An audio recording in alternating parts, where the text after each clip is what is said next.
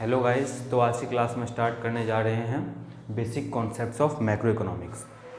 तो इस चैप्टर में बेसिकली बहुत सारे मैक्रो इकोनॉमिक टर्म्स पढ़ने जा रहे हैं, और क्योंकि ये जो इसमें जो मैक्रो इकोनॉमिक टर्म्स हैं वो आगे के चैप्टर्स में बहुत ही फ्रीक्वेंटली यूज़ होते हैं, तो उसको समझना बहुत ही ज़रूरी है। तो इसमें बहुत सारे इकोनॉमिक टर्म्स हैं, तो उसमें हम सभी इकोनॉमिक टर्म्स को वन बाय वन डिस्कस करेंगे। तो पहला जो मैक्रो इकोनॉमिक टर्म है वो है डोमेस्टिक टेरिटरी। तो इसकी डेफिनेशन क्या है? It refers to the political frontier of a country. किसी भी कंट्री के पॉलिटिकल फ्रंटियर को हम डोमेस्टिक टेरिटरी बोलते हैं। अब किसी भी कंट्री के पॉलिटिकल फ्रंटियर में आती क्या क्या चीज़ें हैं वो हम देखते हैं। तो पॉलिटिकल फ्रंटियर में सबसे पहली चीज़ जो आती है वो आती है उस कंट्री की जियोग्राफिकल बाउंड्री। अगर हम इंडिया की डोमेस्टिक टेरिटरी की बात करते हैं तो सबसे पहला जो उसमें पॉलिटिकल फ्रंटियर है इंडिया की वो है geographical boundary of that country. उसके साथ और भी 2-3 चीज़ें होती हैं जो पॉलिटिकल फ्रंटियर के अंदर आती हैं। तो वो क्या क्या चीज़ें हैं? जियोग्राफिकल बाउंड्री फर्स्ट एलिमेंट होता है, उसके अलावा ये 3 चीज़ें होती हैं, 3 एलिमेंट्स हैं जो किसी भी कंट्री के डोमेस्टिक टेरिटरी के अंदर या डोमेस्टिक टेरिटरी का पार्ट होता है। तो पहला है ship and aircraft owned and operated by the normal resident of a country. किसी भी कंट्री के नॉर्मल रेसिडेंट के द्वारा या नॉर्मल रेसिडेंट जो एयरक्राफ्ट या शिप ऑपरेट करती है डिफरेंट कंट्रीज़ में, तो वो शिप और एयरक्राफ्ट जो है उस कंट्री के नॉर्मल रेसिडेंट की वजह से उस कंट्री की डोमेस्टिक टेरिटरी का पार्ट होता है। अगर इंडिया के नॉर्मल रेसिडेंट एरोप्लेन या फिर शिप को ऑन करते हैं, उसे ऑपरेट करते हैं, तो वो इंडियन डोमेस्टिक टेरिटरी के अंदर आते हैं। एग्जाम्पल के लिए जो इंडियन एयरलाइन है वो अपने प्लेन्स को बहुत सारी कंट्रीज़ में उसकी प्लेन ट्रैवल करती है। तो क्योंकि जो इंडियन एयरलाइन है वो इंडियन नॉर्मल रेसिडेंट ने ऑन किया हुआ है, इसलिए जो इंडियन एयरलाइन है या उसकी जितनी भी प्लेन्स हैं, एयरक्राफ्ट हैं, वो सभी इंडियन डोमेस्टिक टेरिटरी का पार्ट है।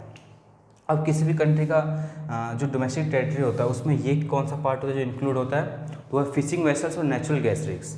अब मान लेते हैं कि इंडिया है, और इंडिया जो है मान लेते हैं कि इंडिया में बहुत सारे नेचुरल गैस का प्रोडक्शन होता है। तो नेचुरल गैस का प्रोडक्शन किसी भी दूसरे कंट्री में जो सप्लाई करते हैं वो हम नेचुरल रिग्स यानी पाइपलाइन के थ्रू हम करते हैं। तो अगर इंडिया किसी देश को, मान लेते हैं ये अमेरिका ही है, अगर अमेरिका को ट्रांसपोर्ट करती है, या ट्रांसपोर्ट करने का मतलब ट्रांसफ़र करती है, सप्लाई करती है नेचुरल गैस, तो जो नेचुरल रिग्स और नेचुरल गैस है वो इंडियन डोमेस्टिक टेरिटरी का पार्ट होगा। सेकेंड, जो किसी भी डोमेस्टिक टेरिटरी में आता है वो है उनकी सराउंडिंग्स में कुछ एरिया जिस पे उस कंट्री का पॉलिटिकल राइट है। अगर ये इंडिया है तो इसकी ज्योग्राफिकल बाउंड्री सबसे पहला पार्ट होता है इसका पॉलिटिकल फ्रंटियर का। दूसरा, इससे लगा हुआ जो एरिया है सराउंडिंग्स में जिस पे उस कंट्री का पॉलिटिकल राइट है, उसको हम उस कंट्री वो जो है उस कंट्री के डोमेस्टिक टेरिटरी का पार्ट होता है। तो यहाँ पे जो इंडियन ओशियन है वो भी इंडियन डोमेस्टिक टेरिटरी के, इंडिया के डोमेस्टिक टेरिटरी के अंदर आता है।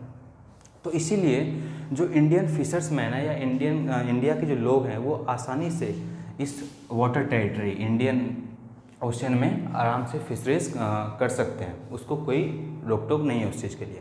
तो क्योंकि जो फिशिंग वेसल्स और नेचुरल गैस ये जो इंडियन डोमेस्टिक टेरिटरी का पार्ट है। Second, embassy and military establishment. Embassy क्या होता है ये वर्ड समझना बहुत ज़रूरी है।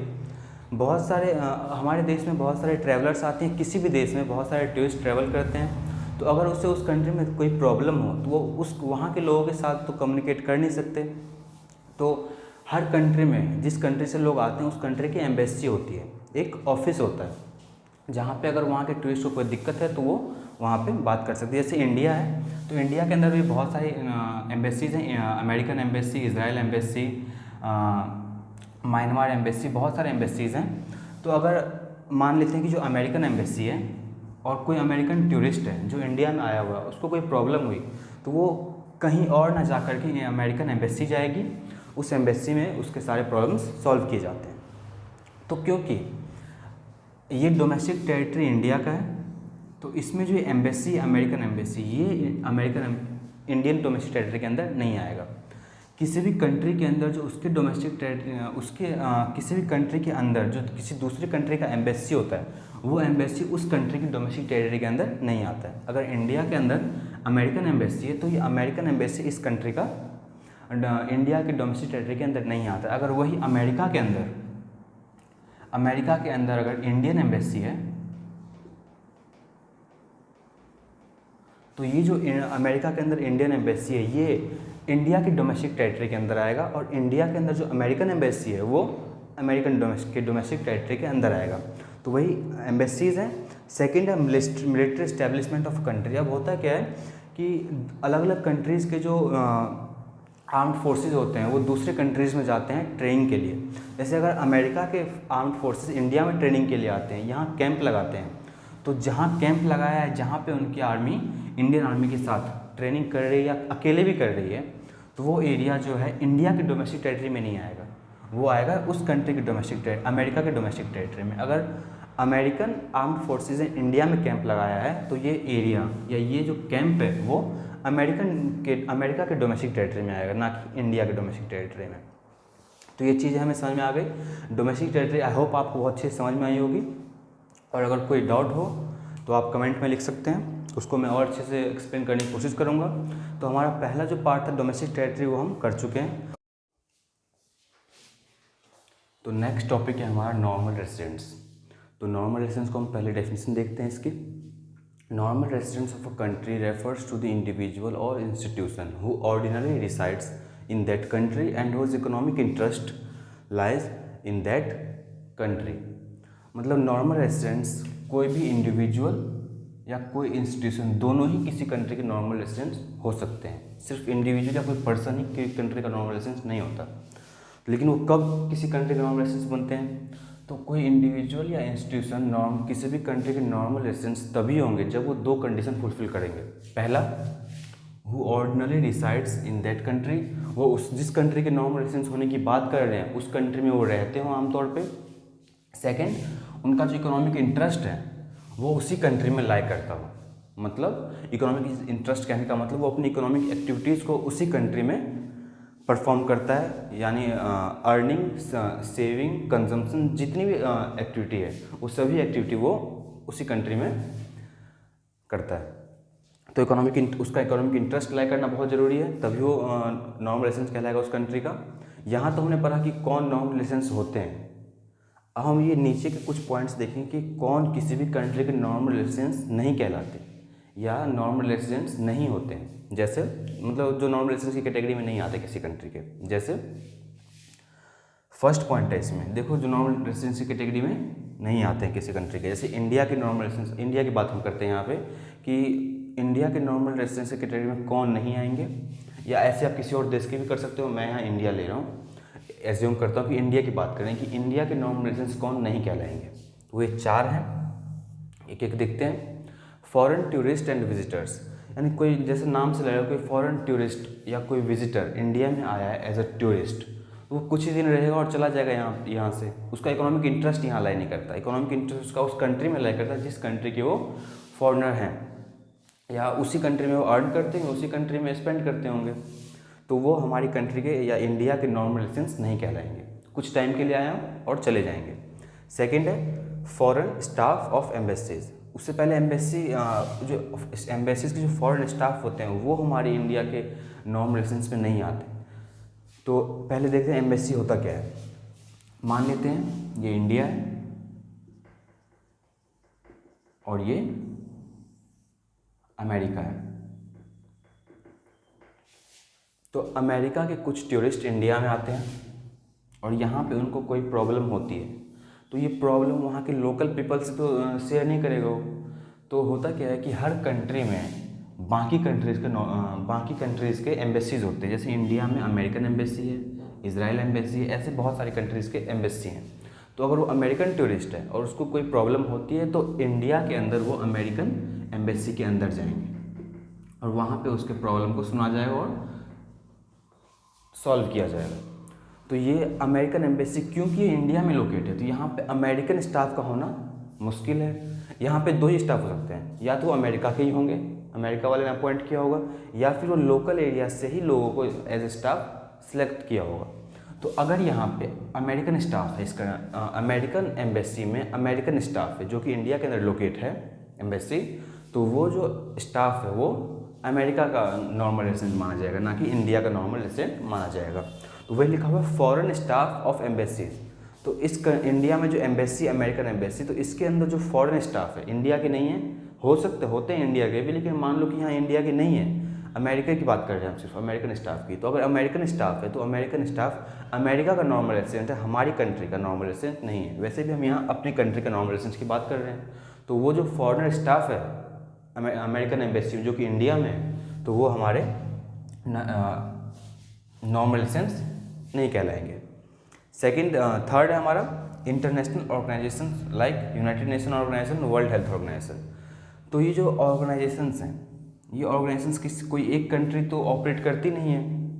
हाँ, ऐसा हो सकता है कि इनके जो हेड क्वार्टर्स किसी एक कंट्री में वहाँ से ऑपरेट किया जा रहा है, लेकिन कोई एक कंट्री ऑपरेट नहीं करता, बहुत सारे कंट्रीज़ के मेंबर्स होते हैं। जैसे यूनाइटेड नेशन ऑर्गेनाइजेशन के 195 मेंबर्स हैं, वर्ल्ड हेल्थ ऑर्गेनाइजेशन के 195 कंट्री के मेंबर्स हैं। तो ऐसे में इसका हेड क्वार्टर किसी पर्टिकुलर एक कंट्री में हो जाने से ये इंस्टीट्यूशन, ये ऑर्गेनाइजेशन उस कंट्री का नॉर्मल रेसिडेंस नहीं होगा। जैसे यूनाइटेड नेशन ऑर्गेनाइजेशन का जो हेड क्वार्टर है वो अमेरिका में है, लेकिन इसके जो मेंबर्स हैं वो तो 195 कंट्रीज़ हैं। तो ऐसे में आप यूनाइटेड नेशन ऑर्गेनाइजेशन को अमेरिका का नॉर्मल, वैसे भी ये यहाँ मैंने क्या कहा था, इंडिविजुअल 2 कैटेगरी होता है नॉर्मल रेसिडेंस के, इंडिविजुअल या इंस्टीट्यूशन। तो ये जो ऑर्गेनाइजेशन है ये इंस्टीट्यूशन कैटेगरी में आती है। तो अब देखते हैं, तो यूनाइटेड नेशन ऑर्गेनाइजेशंस के 195 मेंबर्स हैं, लेकिन इसका जो हेड क्वार्टर है वो अमेरिका में है। तो इस वजह से, सिर्फ इस वजह से वो अमेरिका का नॉर्मल रेसिडेंस नहीं हो जाएगा।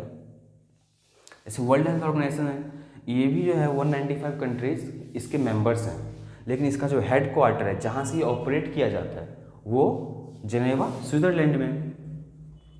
तो वर्ल्ड हेल्थ ऑर्गेनाइजेशन इस वजह से जेनेवा का normal resident as a institution नहीं हो सकता, क्योंकि इसके मेंबर्स बहुत सारी कंट्रीज़ के हैं। तो सिर्फ हेड क्वार्टर किसी एक पर्टिकुलर कंट्री में हो जाने से उस कंट्री का नॉर्मल रेसिडेंस नहीं हो जाएगा। फोर्थ देखते हैं, employees of international organisations like United Nation organisation, world health organisation. अब इन ऑर्गेनाइजेशन में जो काम करते हैं वो कहाँ के होंगे, वो देखते हैं। इस यूनाइटेड नेशन का हेड क्वार्टर तो अमेरिका में है, लेकिन इसके ऑफिसेज उन सभी कंट्रीज़ में हैं जो इनके मेंबर्स हैं। तो मान लेते हैं कि जो यूनाइटेड नेशन ऑर्गेनाइजेशन है वो इंडिया में है ऑफिस, उस ऑफिस में जो एम्प्लॉय काम कर रहे हैं वो एम्प्लॉय, मान लेते हैं कि वो एम्प्लॉय जो हैं अमेरिकन है। इंडिया में यूनाइटेड नेशन ऑर्गेनाइजेशन ऑफिस है, उसमें जो स्टाफ और वर्कर हैं वो अमेरिका के हैं।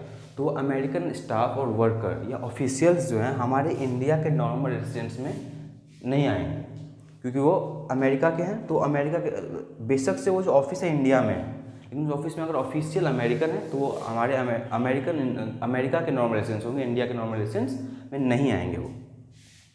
तो यहाँ आपको क्लियर हुआ। वैसे अगर वर्ल्ड हेल्थ ऑर्गेनाइजेशन का ऑफिस अगर इंडिया में है और उसके जो वर्कर्स या स्टाफ है वो अमेरिकन है, तो वो अमेरिकन जो हैं वो इंडिया के नॉर्मल रेसिडेंस में नहीं आएंगे वो स्टाफ।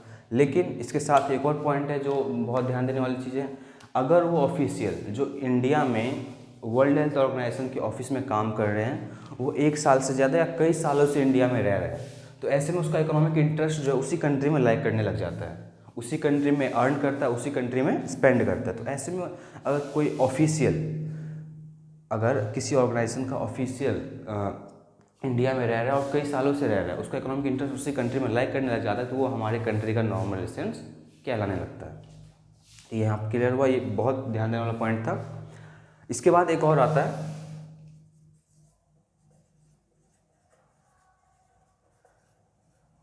Border worker. ये कौन होते हैं? तो बॉर्डर वर्कर समझ पहले कुछ देखते हैं। हाँ, वैसे हमारी कंट्री का जो ज्योग्राफिकल बाउंड्री है वो कई इंटरनेशनल बाउंड्रीज से टच करती है। तो ऐसे में उन दो बॉर्डर के बीच जो एरिया है उस एरिया के जो पर्सन या लोग हैं आपस में कई मतलब बहुत ही नॉर्मली और बहुत ही फ्रिक्वेंटली किसी ये दूसरे बॉर्डर क्रॉस करके काम करने जाते हैं। जैसे अगर इंडिया की बात करें तो इंडिया का जो इंटरनेशनल बॉर्डर बंगाल की साइड से करें हम, तो बंगाल का जो बॉर्डर है वो बांग्लादेश से लगता है। तो ऐसे में क्या है कि बंगाल के जो लोग हैं वो बहुत ही फ्रिक्वेंटली बांग्लादेश जाते हैं और बांग्लादेश के जो लोग हैं बहुत ही फ्रिक्वेंटली इंडिया यानी बंगाल आते हैं। लेकिन अगर कोई तो वो नॉर्मल रेसिडेंस कहाँ के माने जाएंगे?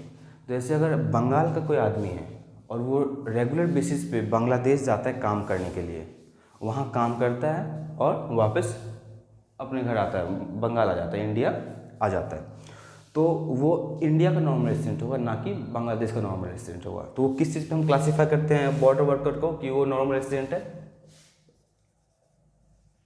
Where he live, not where he earn.